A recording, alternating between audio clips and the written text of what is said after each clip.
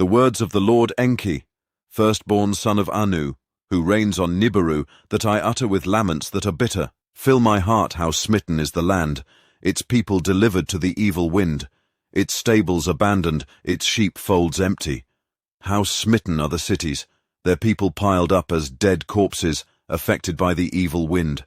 How smitten are the fields, their vegetation withered, touched by the evil wind. How smitten are the rivers, nothing swims anymore, pure sparkling waters turned into poison. Its black-headed people, Sumer is emptied gone, is all life, of cattle and sheep.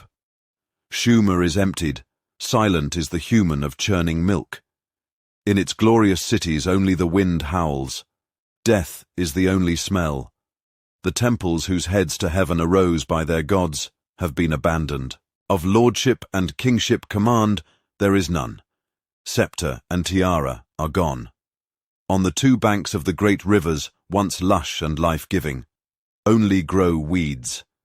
Noon treads the highways no one seeks out, the roads flourishing. Sumer is like an abandoned desert. How smitten is the land home of the gods and men. On that land, a calamity fell, one unknown to man. A calamity that mankind had never before seen. One that could not be withstood on all the lands from west to east. A disruptive hand of terror was placed. The gods in their cities were as helpless as men. An evil wind, a storm born in a distant plain, a great calamity wrought in its path. A death-dealing wind born in the west, its way to the east has made its course. Set by fate, a storm devouring as the deluge by wind, not by water, a destroyer poisoned by air. Not tidal waves overwhelming by fate, not destiny was it endangered. The great gods in their council, the great calamity had caused by Enlil and Ninharsag. It was permitted alone, for a halt was beseeching, day and night to accept what the heavens decree. I argued to no avail. Ninurta, Enlil's warrior son, and Nergal, my very own son, poisoned weapons in the great plain, then unleashed, that an evil wind shall follow the brilliance we knew not. They now cry in agony that the death-dealing storm, born in the west, its course to the east, shall make who could not foretell. The gods now bemoan. In their cities, the gods stood. Disbelieving as the evil wind towards Sumer made its way. One after another, the gods fled their cities, their temples abandoned to the wind. In my city, Eridu, as the poisoned cloud approached, I could do nothing to stop it. Escape to the open steppe. To the people, I gave instructions with Ninki, my spouse, the city I abandoned. In his city place of the bond, heaven and earth. Enlil could do nothing to stop it. The evil wind against Nipper was on rushing in his celestial boat. Enlil and his spouse hurriedly took off. In Sumer's city of kingship, Nanna to his father Enlil cried for help.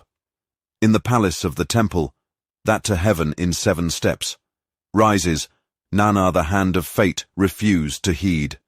My father who begot me, great God, who to had granted kingship, turn the evil wind.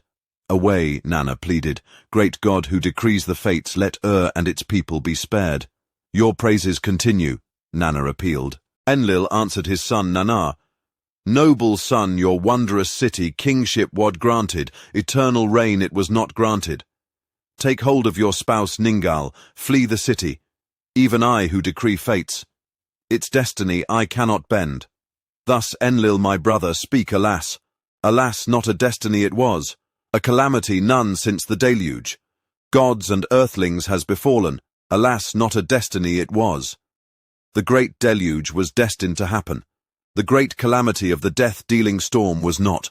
By breach of a vow, by a council decision it was caused. By weapons of terror was it created. I once more inquired.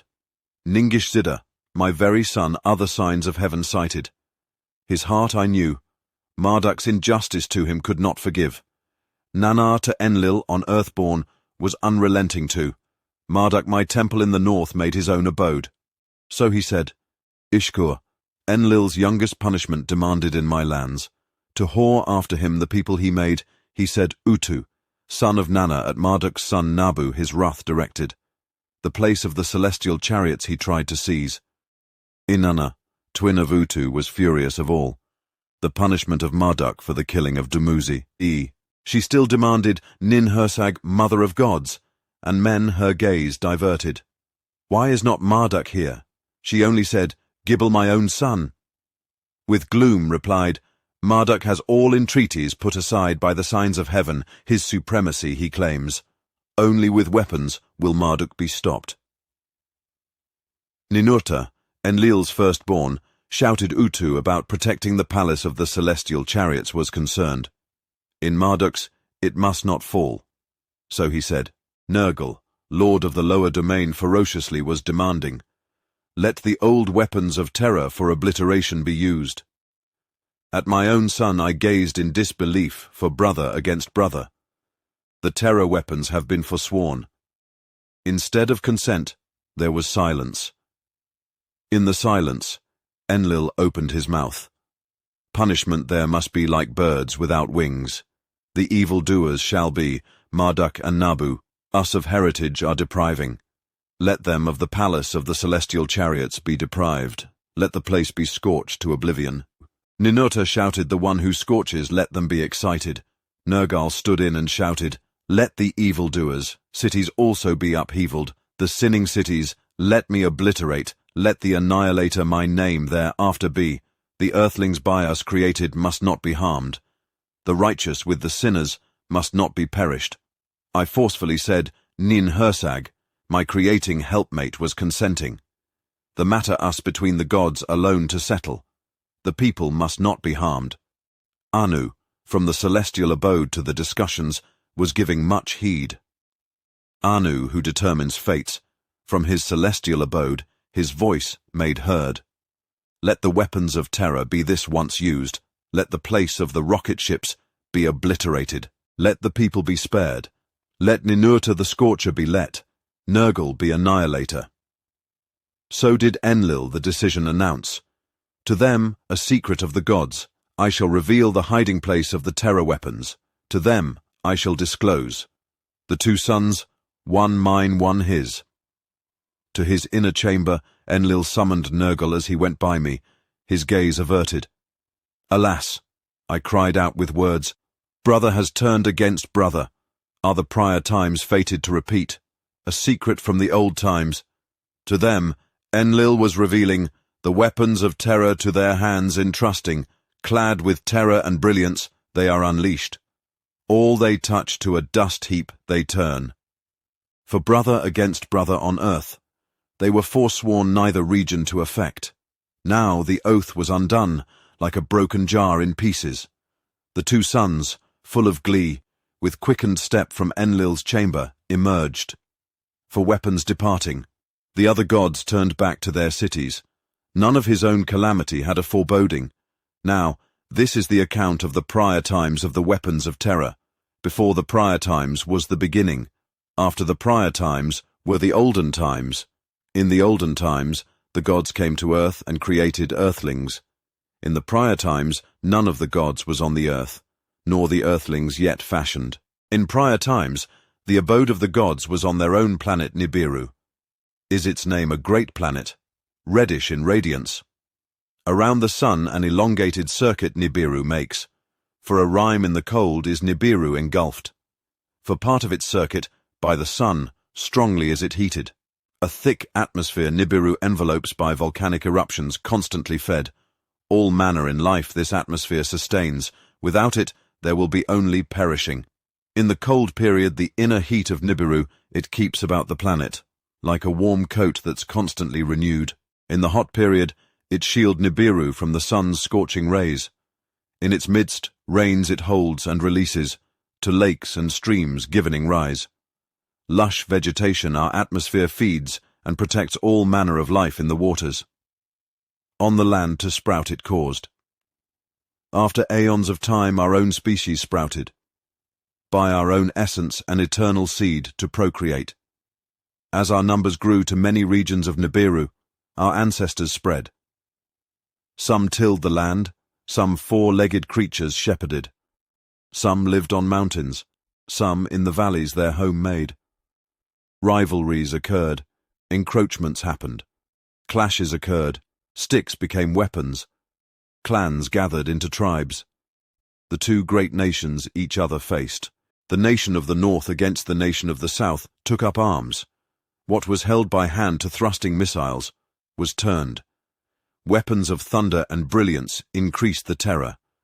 A war long and fierce engulfed the planet. Brothers amassed against brother. There was death and destroyed both north and south. For many circuits, desolation reigned the land. All life diminished. Then a truce was declared.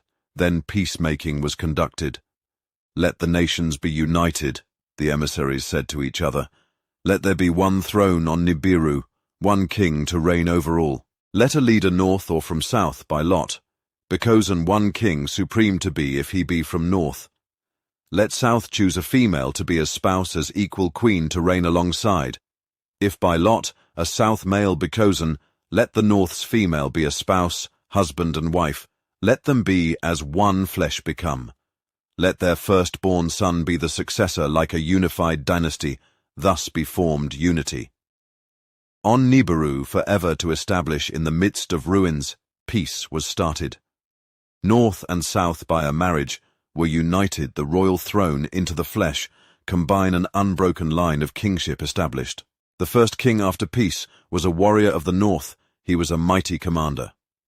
By lots true and fair was he chosen, his decree in unity were accepted. For his abode he built a splendid city, Agade Unity, meaning was its name. For his reign a royal title he was granted. And it was the celestial one was its meaning, with strong arm order. In the lands he re-established laws and regulations he decreed. Governors for each land he appointed. Restore and reclamation was their foremost task. Of him in the royal annals, thus it was recorded. And the land's unified peace on Nibiru he restored. He built a new city. The canals he repaired. Food to the people. He provided there was abundance in the lands. For his spouse, the south, a maiden had chosen for both love and warring she was noted. Antu was her royal title, the leader who is An's spouse. The given name cleverly did mean. She bore and 3 sons and no daughters. The first son was by her named Enki, by An a solid foundation was its meaning. Alone on the throne, he was seated a spouse. To chose was twice postponed. In his reign, concubines were brought into the palace. A son to him was not born. The dynasty, thus, was by the death of Enki. Disrupted on the 4th, no offspring followed the middle son. Though not the firstborn, the legal heir was pronounced. From his youth, one of 3 brothers Ib by his mother, he was lovingly called. The one in the middle, his name did mean.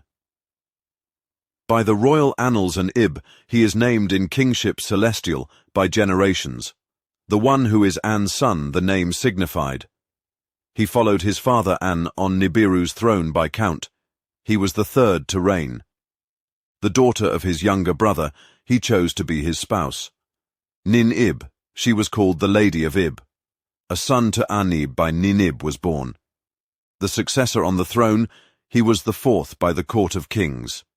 By the royal name Anshar-Gal, he wished himself to be known. An's prince, who is greatest of princes, was the meaning. His spouse, a half-sister, Ki-She-Gal, was equally named. Knowledge and understanding were his chief ambition. The ways of the heavens he assiduously studied. The great circuit of Nibiru he studied. Its length, a Shar to be fixed. As 1 year of Nibiru was the measure by it the royal reigns. To be numbered and recorded.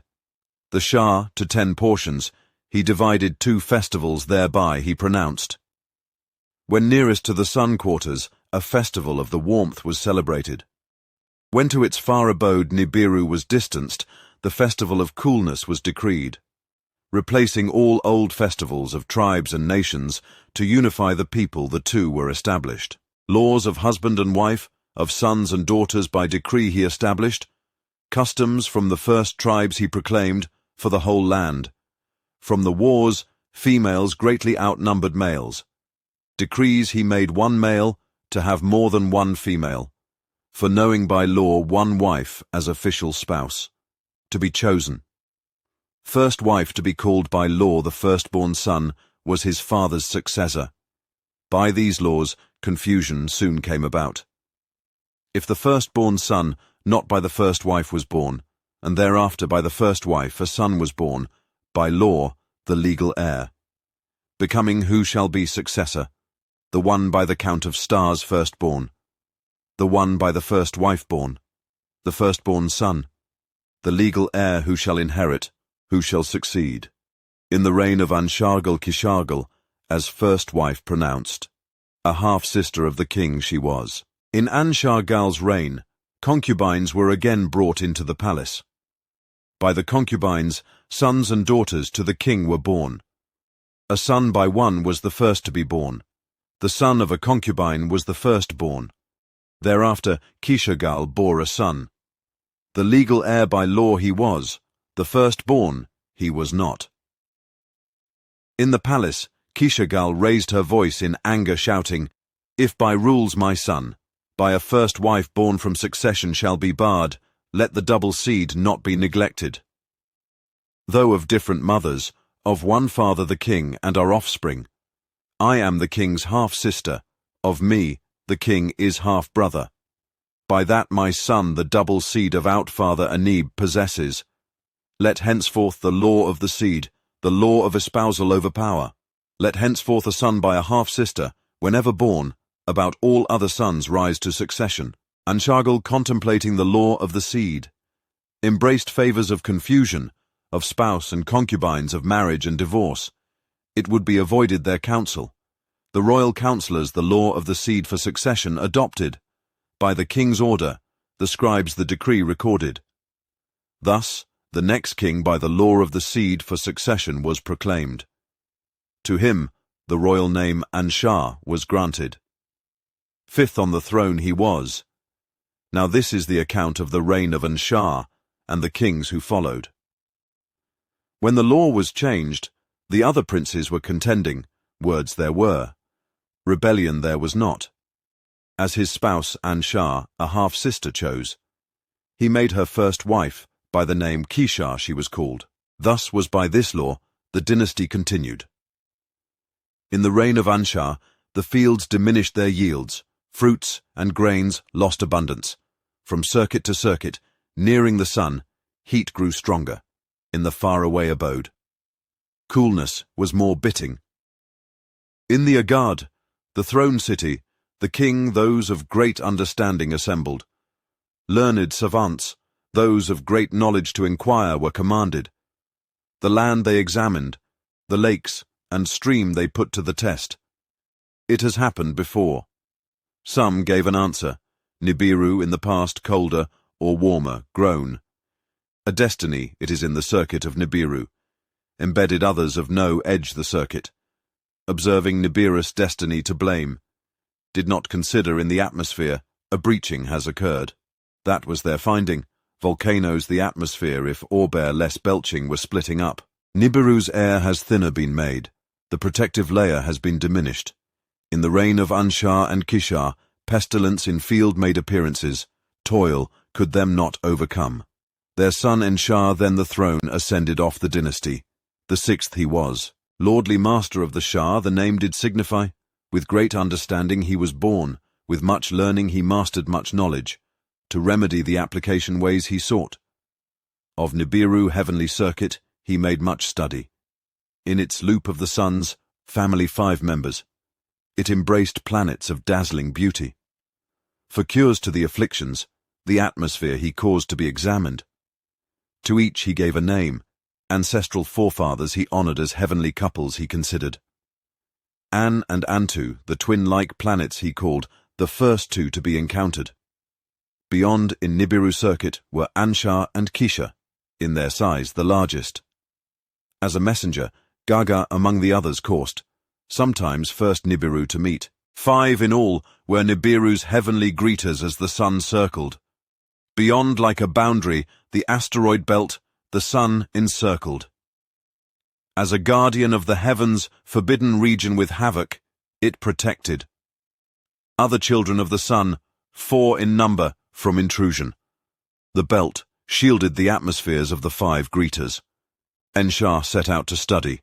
In its repeating circuit, the 5 in Nibiru's loop carefully were examined. What atmosphere they possessed, by observation and with celestial chariots, intensely were examined. The findings were astounding, the discoveries confusing from circuit to circuit. Nibiru atmosphere more breaching suffered. In the Council of the Learned, cures were avidly debated. Ways to bandage the wound were urgently considered. A new shield to embrace the planet was attempted.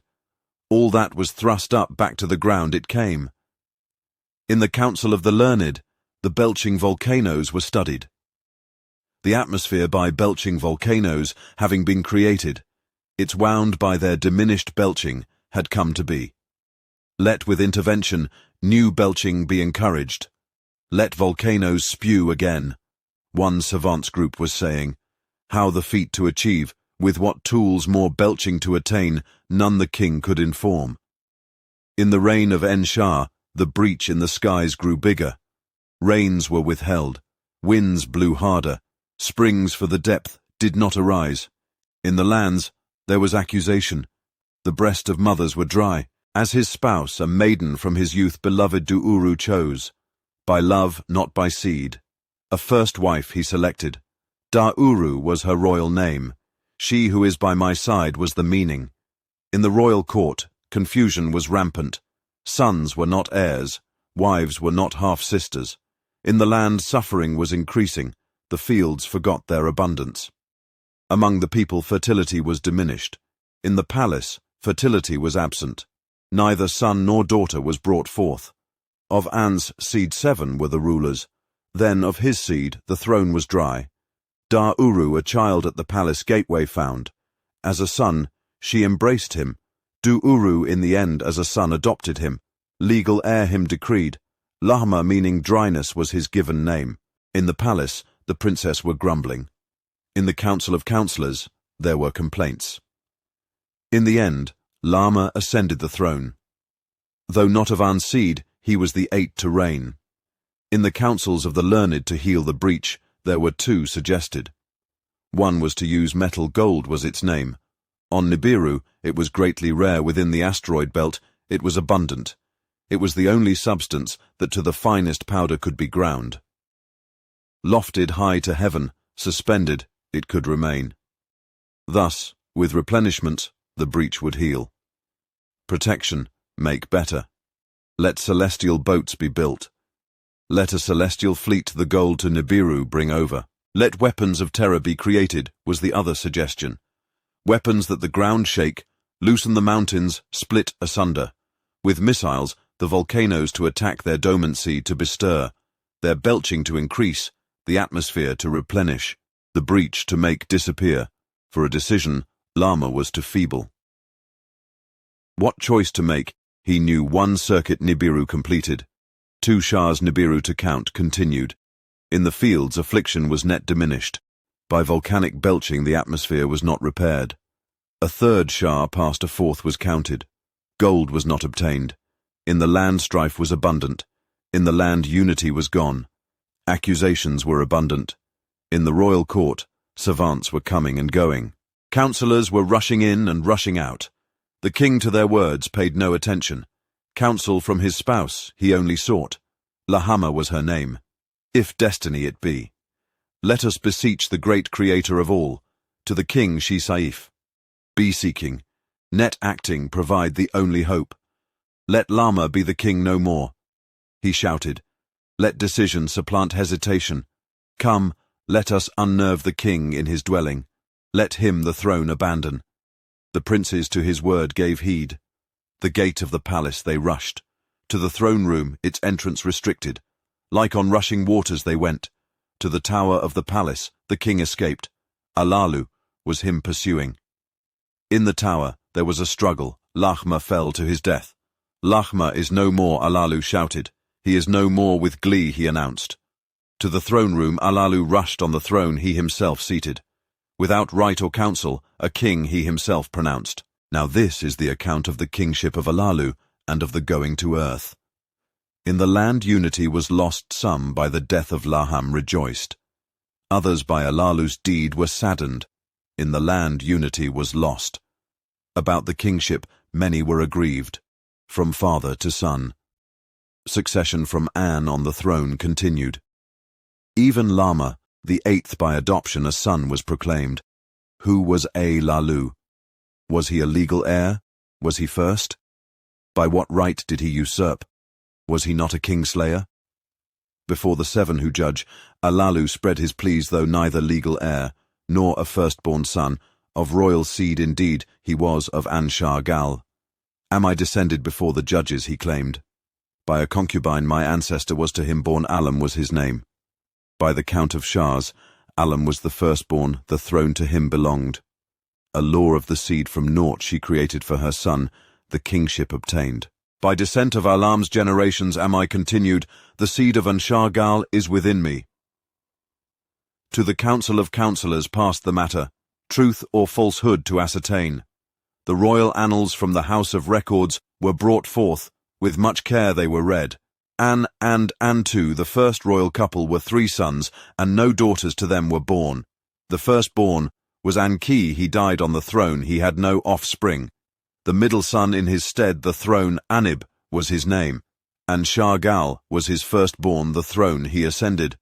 After him on the throne, kingship by the firstborn did not continue.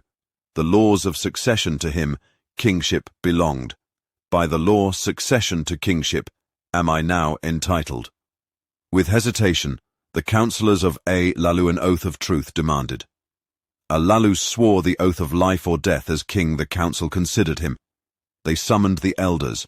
They summoned the princess. Before them the decision was pronounced.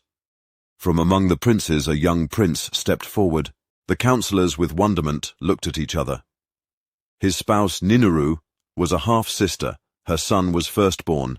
Enama was his name. His was a half-sister by laws of seed and succession. A son she bore him of pure descent. The generations continued by law and by seed perfect. Anu after our forefather, and did my parents name him. From the throneship we were removed from, An's pure seed we were removed. Let Anu be king, many councillors shouted, let Alalu be removed. Others cautioned, did council strife be prevented, let unity prevail. They called in Alalu, the discovered findings to be told. To the prince Anu, Alalu his arm in embrace offered. To Anu he thus said, though by different offspring of one ancestor, we are both descended. Let us live in peace together, Nibiru to abundance return. Let me keep the throne, let you keep succession. To the council words he direct. Let Anu crown prince to be, let him be my successor. Let his son my daughter espouse. Let succession be united. Anu bowed before the council. To the assembly he thus declared. Alalu, cupbearer, I shall be his successor in waiting. A son of mine, a daughter of his, as bride shall choose. That was the council's decision. In the royal annals it was inscribed. In this manner, Alalu on the throne remained seated. He summoned sages, savants and commanders he consulted. For deciding he gained much knowledge.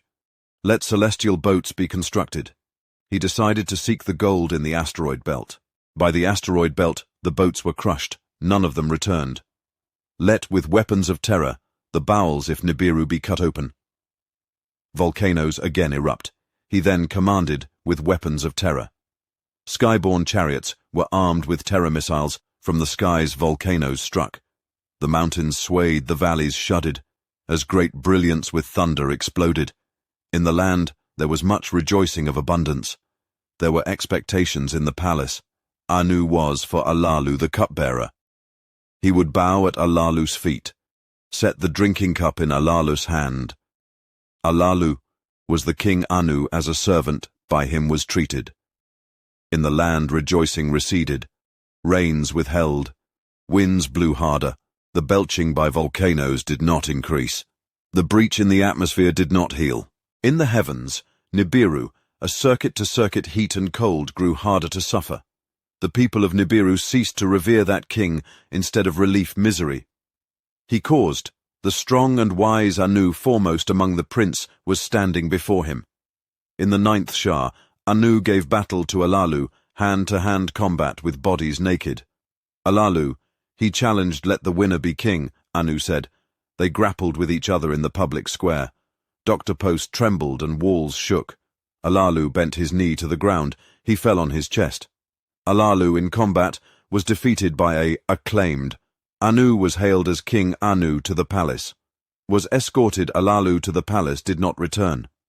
From the crowds, he stealthily escaped of doing like Lama. He was fearful, unbeknownst to others, to the place of the celestial chariots he hurriedly went. Into a missile-throwing chariot, Alalu climbed its hatch behind him. He closed the 4-part chamber. He entered the commander's seat. He occupied that which shows the way. He lit up with blush aura. The chambers filling the firestones he stirred up. Their hum like music was enthralling. The chariot's great cracker. He enlivened a reddish brilliant. It was casting, unbeknownst to others in the celestial boat. Alalu from Nibiru escaped to snow-hued earth, set his course, his destination Earth.